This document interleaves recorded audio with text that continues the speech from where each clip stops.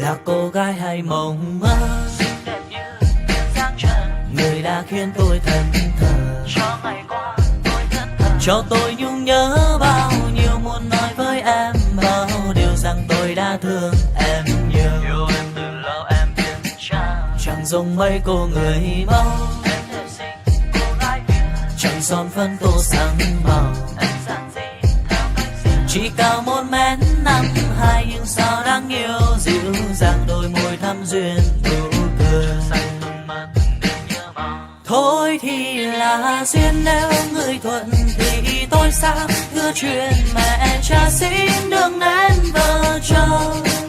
Thương em để lâu hóa thêm âu sầu, này nói ra cho hết đau đầu.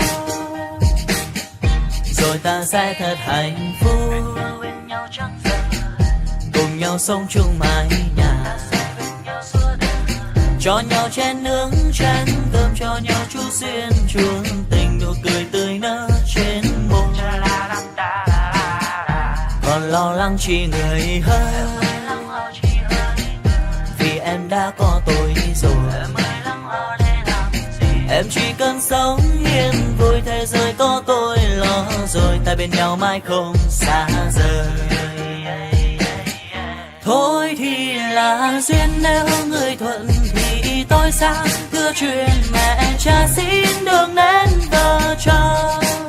Thương em để lâu hóa thêm âu sầu, này nói ra cho hết đau đầu. Cho hết đau đầu. Baby, nghe này, em là cô gái mộng mơ, xinh đẹp duyên dáng để cho anh ngẩn ngơ. Bao nhiêu năm giờ vì vương mối tình tơ, đêm ôm nơi nhà thao thức với cho em vần thơ. Vì anh nhắc lưu em mất rồi mà em vẫn vô tư vậy thôi, vẫn không muốn chung đôi. Chẳng để ý đến tôi, để sau 3 năm chờ đợi anh đến sao vẫn đơn côi. Nói với anh chỉ một lời rằng sẽ bên anh đến trọn đời. Trước giờ anh vẫn quen với cô đơn, hơn mấy ngày anh sẽ yêu thương em nhiều hơn. Anh chẳng cần biết người trước kia bên em là ai, chỉ cần là anh từ giờ đến muôn đời mãi. Thì dù anh có nói tên mình hơi sai sai, em vẫn sẽ đưa em. Thôi thì là duyên, nếu người thuận thì tôi sang đưa chuyện mẹ cha xin đường đến vợ chồng.